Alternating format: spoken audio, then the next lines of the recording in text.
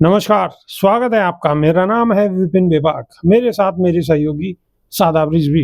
धन्यवाद साहब। पहलगांव हमले को लेकर राजनीतिक गलियारों में हलचल तेज हो गई है। कांग्रेस अध्यक्ष मल्लिकार्जुन खड़गे ने केंद्र सरकार को इस संकट की घड़ी में पूर्ण समर्थन देने का ऐलान करते हुए प्रधानमंत्री नरेंद्र मोदी को एकजुटता और सहयोग का संदेश दिया है। लेकिन साथ ही उन्होंने पीएम के सर्वदलीय बैठक में शामिल न होने पर नाराजगी भी जताई है। मंगलुरु में पत्रकारों से बातचीत के दौरान खड़गे ने देश की एकता और सुरक्षा को सर्वोपरि बताते हुए देश सबसे महत्वपूर्ण है, धर्म, भाषा और अन्य मुद्दे बाद में आते हैं, हमें आतंकवाद के खिलाफ एकजुट होकर लड़ना होगा। कांग्रेस इस लड़ाई में केंद्र सरकार के साथ कंधे से कंधा मिलाकर खड़ी है। उन्होंने केंद्र से इस समर्थन का समुचित उपयोग करने की अपील की है और कहा है कि अगर सरकार सभी दलों को विश्वास में लेगी तो आतंकवाद के खिलाफ कठोर कदम उठाना आसान होगा। एक दूसरे पर आरोप प्रत्यारोप का खेल अब बंद होना चाहिए। खड़गे ने 24 अप्रैल को बुलाई गई सर्वदलीय बैठक में प्रधानमंत्री मोदी के शामिल न होने पर कड़ा एतराज जताया है। उन्होंने कहा है कि मैं पहले भी कह चुका हूं कि पीएम को इस बैठक में आना चाहिए था, उनका नाना ठीक नहीं है। यह समय राजनीतिक मतभेदों को भुलाकर देश के लिए एकजुट होने का समय है। खड़गे ने जोर देकर कहा है कि आतंकवाद जैसी चुनौती से निपटने के लिए सभी दलों का सहयोग जरूरी है और सरकार को इस दिशा में गंभीरता दिखानी होगी।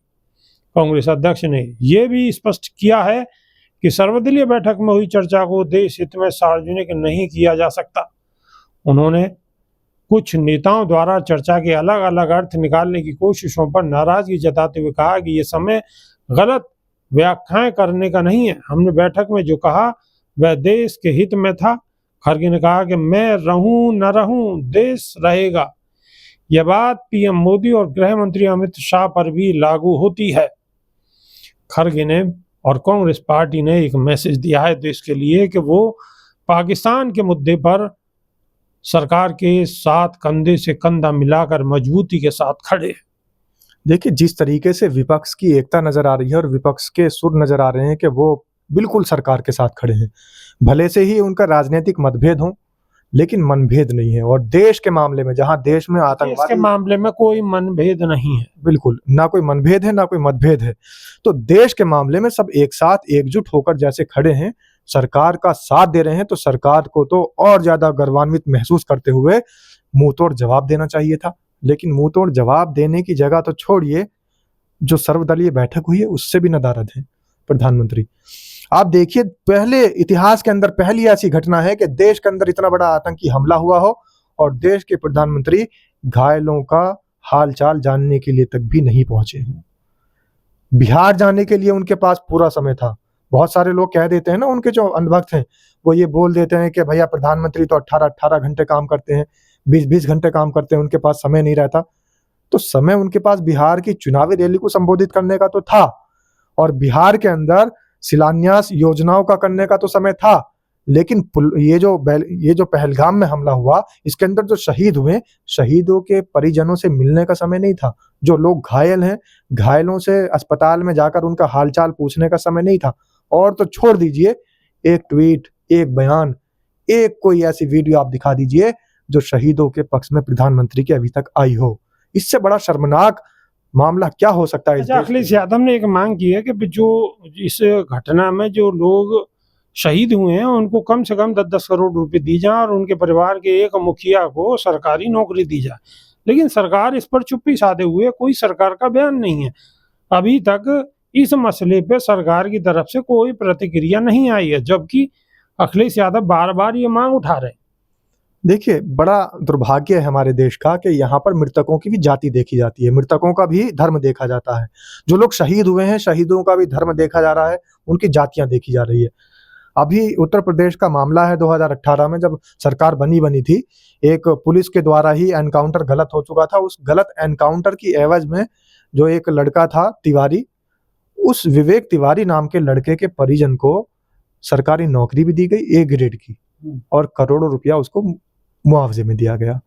ये देश के अंदर आतंकवादी हमला हुआ है जिस पे देश की जिम्मेदारी सरकार की है और सरकार को तो बढ़ चढ़कर हिस्सा लेना चाहिए था। जो शहीद हुए हैं उनके परिजनों को सांत्वना देनी चाहिए थी और सांत्वना राशि भी देनी चाहिए थी। मैं तो ये कह रहा हूं कि विपक्ष ने कम से कम सिर्फ इतनी मांग की है कि उनके परिजनों को, शहीदों के, कम से कम सांत्वना राशि दी जाए, सहयोग राशि दी जाए। हालांकि विपक्ष को तो ये मांग करनी चाहिए थी, इस देश के गृह मंत्री को इस्तीफा देना चाहिए। इतनी बड़ी चूक कैसे हो जाती है? इस देश के गृह मंत्री को इस्तीफा देने की मांग करनी चाहिए थी, लेकिन विपक्ष ने समझदारी का परिचय देते हुए उन्होंने कहा कि ऐसी आपदा की घड़ी में और ऐसे संकट की घड़ी में हम इस्तीफे की मांग नहीं कर रहे हैं, हम द्वेष की राजनीति नहीं कर रहे हैं, हम सिर्फ ये मांग कर रहे हैं कि जो शहीद हैं उनके परिजनों को कम से कम सांत्वना राशि दी जाए और उनके घर के जाकर उनके हाल चाल आप पूछें। इस्तीफा नहीं देते मत दीजिए, लेकिन जो इस घटना में लोग शहीद हुए हैं उन्हें कम से कम 10-10 करोड़ रुपए दीजिए और एक सरकारी नौकरी दीजिए कम से कम। और इस घटना के बाद तमाम प्रदेशों के अंदर जो लिंचिंग हो रही है, तमाम प्रदेशों के अंदर जाति विशेष के, धर्म विशेष के, समुदाय विशेष के लोगों को जो मारा जा रहा है, नफरत का बाजार जो गर्म हुआ है, उस लिंचिंग में उन बेगुनाह मजदूरों का क्या काम था मरने के लिए?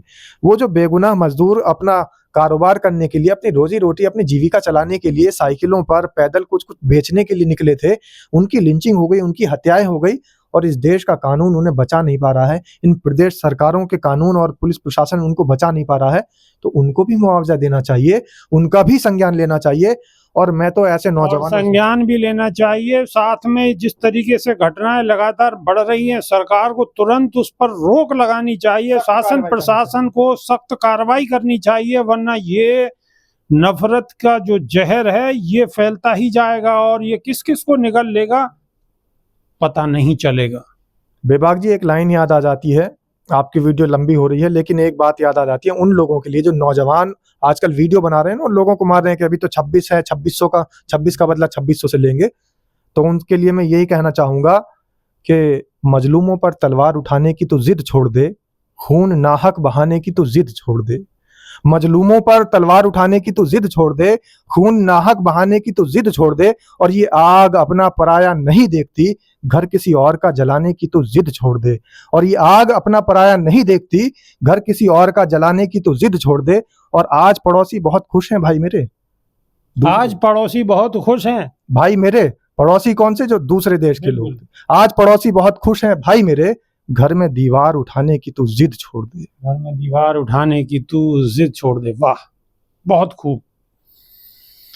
तो शादाब रिजवी की बातों से आप क्या समझते हैं और किस तरीके से लेते हैं, कमेंट के माध्यम से अवश्य बताएं। अभी के लिए सिर्फ इतना ही। नई वीडियो में फिर रूबरू होंगे। बहुत बहुत शुक्रिया। नमस्कार। धन्यवाद साहब।